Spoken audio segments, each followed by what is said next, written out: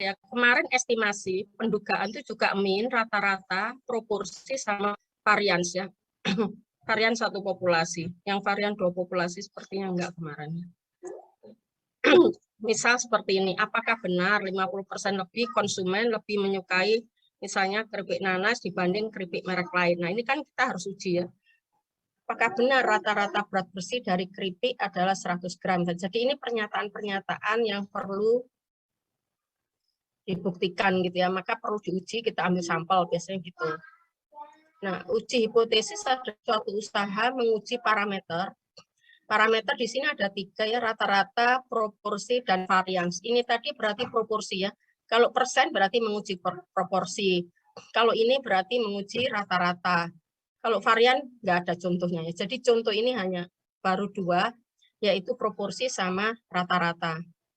Nah, padahal materinya itu 3 gitu ya. Nanti kita ada contoh sih untuk varian. Jadi pengujian hipotesis adalah suatu usaha menguji parameter. Jadi yang dimaksud parameter populasi tadi ada 3, rata-rata, proporsi. Proporsi itu bentuknya persen, lalu varian ya, melalui sampel. Jadi hipotesis statistik adalah setiap pernyataan tentang karakteristik ya. Karakteristik ini maksudnya ya rata-rata, proporsi, sama varian. Diterima atau tidaknya pernyataan ini dievaluasi berdasarkan informasi yang diperoleh dengan mengambil sampel. Jadi ini ada 3, rata-rata, proporsi, sama varian. Kemudian kita buat dua pernyataan ya namanya, H0 sama H1 ya. Hipotesis yang akan kita hadapi adalah hipotesis 0. Jadi kenapa kok 0? Ya memang sudah aturannya ya, H0 sama H1. 0-nya itu indeks ya. Jadi ini bukan O ya, tapi 0 bacanya ya. Hipotesis 0 adalah suatu dugaan awal terhadap pernyataan tertentu yang dapat diterima atau ditolak. H0 memprediksi tidak adanya perbedaan antara suatu kondisi dengan kondisi lainnya. Salah ya. Lalu perkataan 0 dalam hubungan ini dapat diartikan bahwa pernyataan yang akan ditunjukkan mendapat dukungan kuat dari data sampel adalah tidak berlaku ya. Nanti maksudnya apa kita kalau sudah pelatihan soal akan jelas ya. Kemudian alternatifnya diberi H1. Hipotesis alternatif adalah hipotesis yang ingin dicari atau dibuktikan oleh peneliti. H1 memprediksi adanya perbedaan antara suatu kondisi dengan kondisi lainnya. Hal yang perlu diingat bahwa prosedur dalam pengujian hipotesis adalah akan menguji H0 ya, bukan menguji H1. Kemudian di sini langkahnya menetapkan hipotesis 0 dan alternatif, menetapkan tingkat signifikan atau alfanya, kemudian menetapkan daerah kritis. Daerah kritis itu adalah daerah batas antara lokasinya H0 sama lokasinya H1 ya. Menetapkan statistik uji, mengambil keputusan dan hasil dan interpretasi hasil ya. Kemudian langkah pertama menetapkan hipotesis 0 dan hipotesis alternatif ya. Suatu pernyataan tentang nilai parameter populasi atau keadaan awal akan berisi tanda sama dengan ya. HA atau kita pakai H1 aja adalah suatu pernyataan tandingan berisi tanda tidak sama dengan atau lebih besar atau tanda lebih kecil. Jadi H0 itu pakai tanda sama dengan, H1 pakai 3 kemungkinannya tidak sama dengan, lebih besar lebih kecil gitu ya. Nah, ini isinya H0 bisa mu, bisa proporsi, pakai pi atau p boleh. Kemudian uji varians ya. Varians atau standar deviasi boleh. Kalau pangkat 2 berarti uji varian, kalau tidak ada pangkat 2-nya berarti uji standar deviasi ya. Nah, ini tandanya sama dengan, kemudian ini tidak sama dengan, lebih besar lebih kecil. Nah, pilihan diambil salah satu aja. Pilihan ngambil yang mana tergantung soalnya atau tergantung tujuannya ya. Kemudian ini pengujian dinyatakan 2 arah jika 2 arah itu dibagi 2. Ini lihat ini namanya 2 arah. Yang diarsir ada 2. Kalau 1 arah yang diarsir hanya 1 ya. Kalau dua arah berarti alfa harus dibagi dua seperti waktu kita belajar di estimasi ya. Kalau hanya satu arah, alfa tidak perlu dibagi dua. Hipotesis alternatif yang disusun sesuai dengan tujuan penelitian atau studi atau kasus searah atau dua arah ya. Nah, ini sama dengan H1-nya boleh pilih salah satu. Kalau pilih tidak sama dengan berarti dua arah, alfa harus dibagi dua. Kalau pilih lebih besar, berarti kanan tidak perlu dibagi dua. Kalau pilih lebih kecil, berarti kiri tidak perlu dibagi dua. Yang diarsir ya, kiri, kanan itu yang diarsir. Nah, yang diarsir itu, kalau nanti data kita dari sampel kita hitung-hitung, kemudian jatuhnya di arsirar, berarti kita menyatakan tolak H0. Kalau yang kita hitung dari data sampel jatuhnya yang bersih ini, berarti kita menyatakan terima H0. Jadi yang bersih itu daerahnya H0, yang coklat-coklat ini daerahnya H1.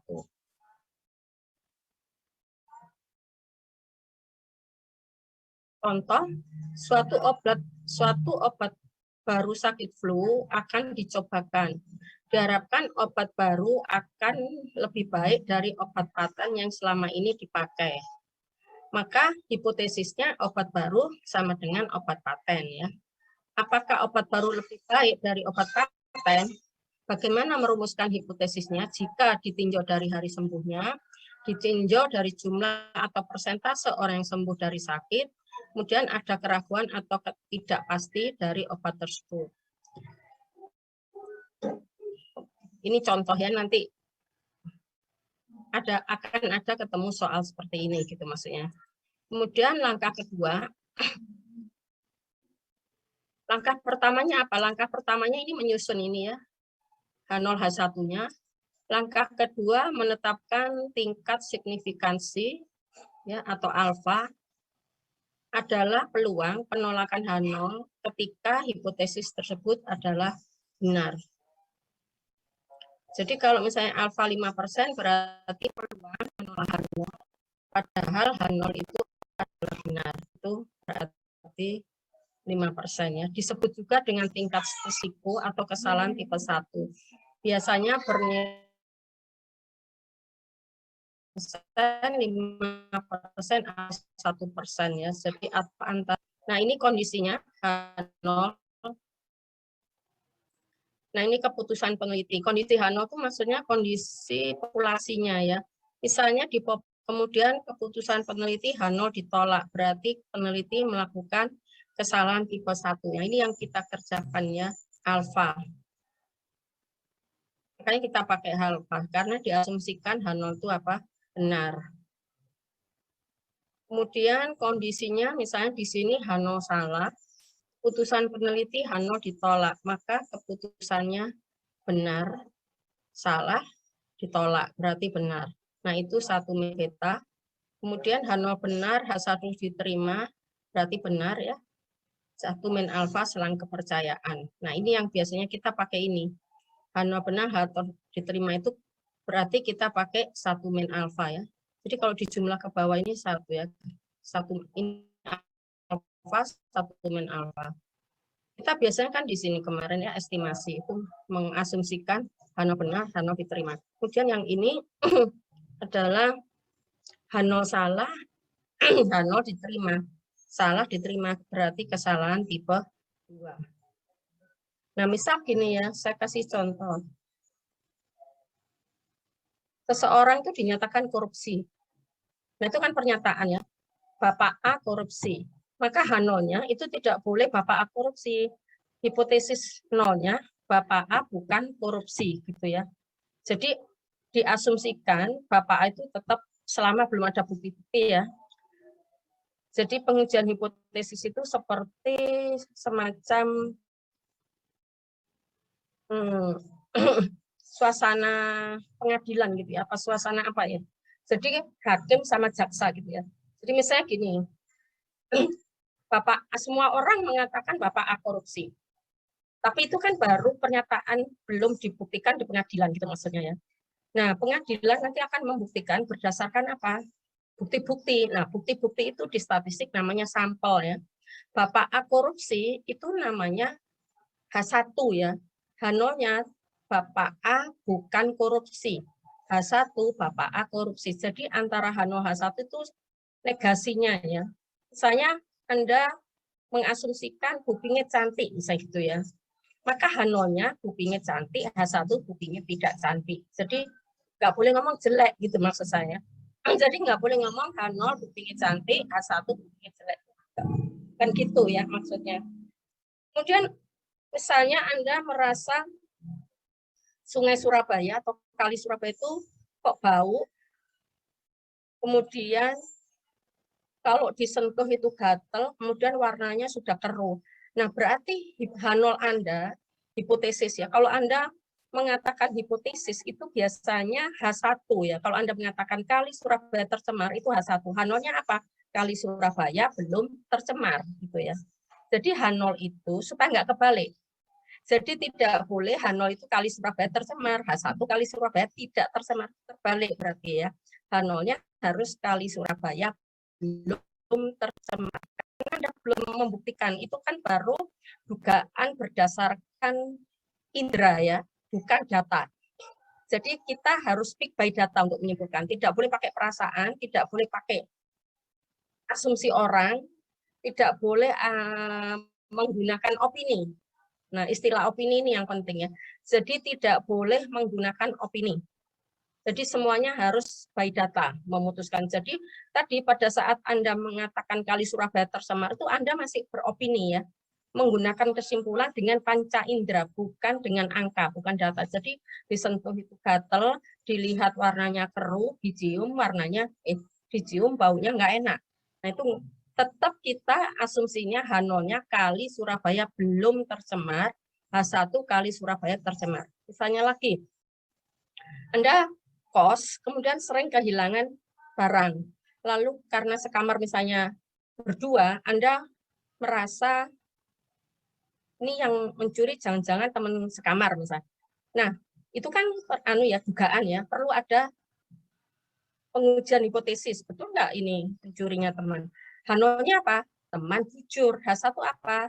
Teman tidak jujur gitu. Sudah jelas ya. Jadi H0 itu supaya nggak ketukar-tukar adalah asumsinya benar. Diasumsikan tidak ada kesalahan, diasumsikan baik-baik saja, seperti tadi Kali Surabaya tercemar, Bapak itu bukan koruptor, teman itu jujur, gitu ya, misalnya gitu ya. Itu kalau dalam sehari-hari. Misalnya dalam pakai angka, misalnya gini, di wisuda, Pak Rektor menyatakan rata-rata IPK wisudawan itu adalah 3,9 misalnya gitu. Nah, H0-nya pernyataan Pak Rektor itu benar gitu ya.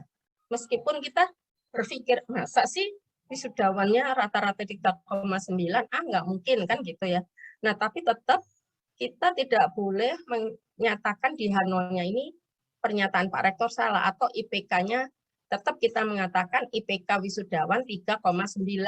Nanti H1 boleh lebih kecil, boleh lebih besar, boleh tidak sama dengan. Yang penting Anda harus menetapkan H0-nya itu tidak boleh salah ya, tidak boleh terbalik. Jadi misalnya lagi pabrik Philips menyatakan umur rata-rata lampu saya itu adalah 5 tahun, katanya misalnya gitu. Nah, kita ingin menguji, benarkah ini? Kok saya kemarin beli setahun, sampai setahun kok udah putus gitu ya.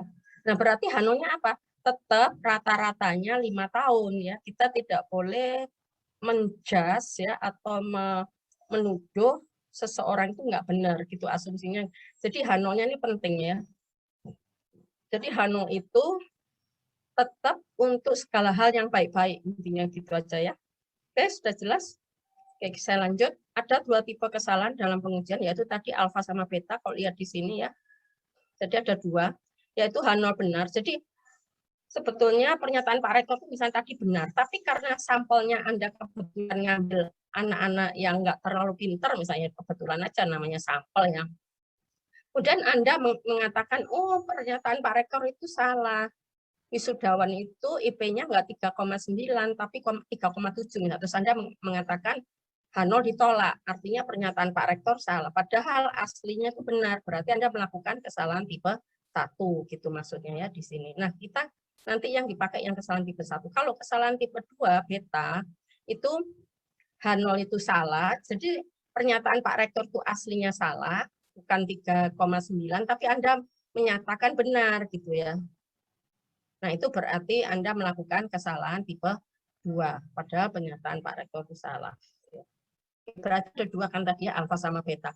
Kalau di sini berarti Anda nggak melakukan, jadi Pak Rektor benar, Anda menyatakan diterima, di sini Pak Rektor salah, Anda menyatakan ditolak. Nah, ini kan berarti benar. Yang benar ada 2, yang melakukan kesalahan ada 2. Nah, ini ada 2, yang kita lihat yang salah ya. Ada 2 tipe salah, kalau benar nggak perlu dibahas, yang dibahas ini yang salah ya.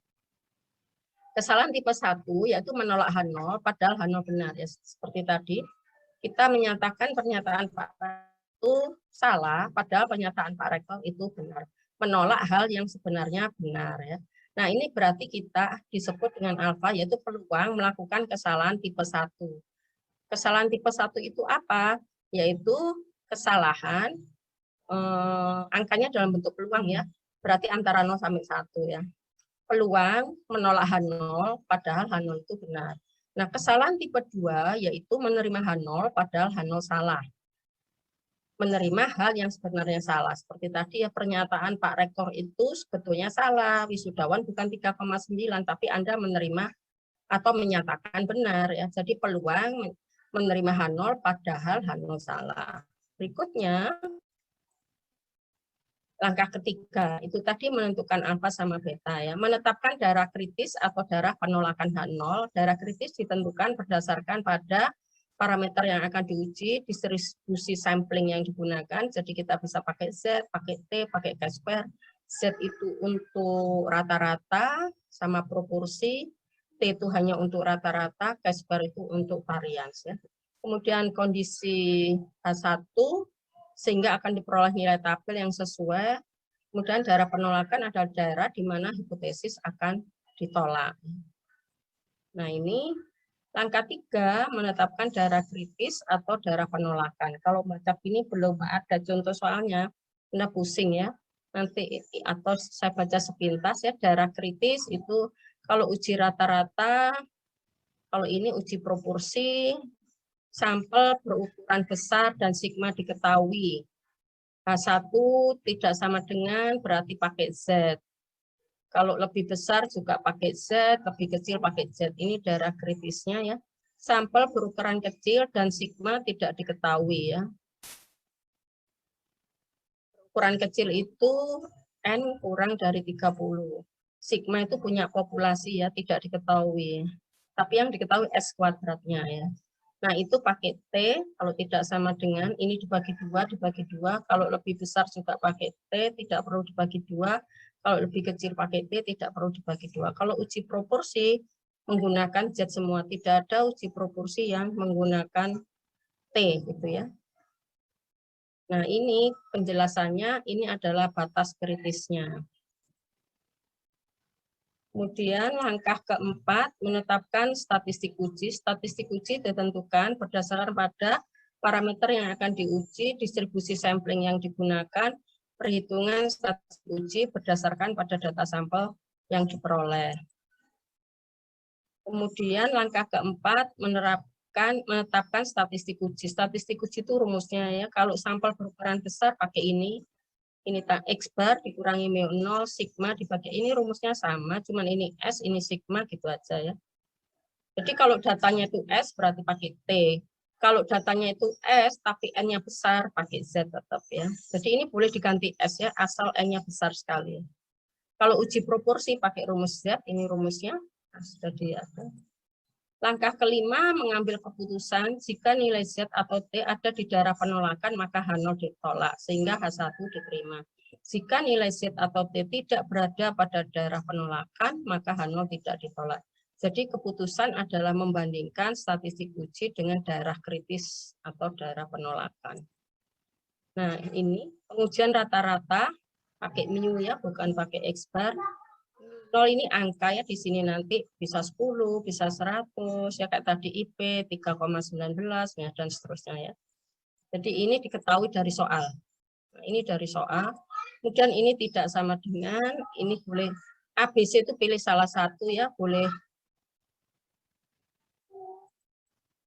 pilih tergantung soalnya. Jadi nggak dikerjakan tiga-tiganya ini. Kalau mengujinya dua arah pakai ini, kalau lebih besar pilih yang ini, kalau lebih kecil ini ya.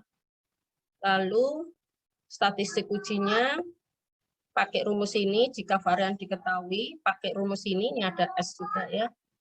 Jika varian tidak diketahui, N lebih besar 30, atau jadi rumusnya ada 4 ya sebetulnya, 3, A, B, yang ini C yang bawah ya.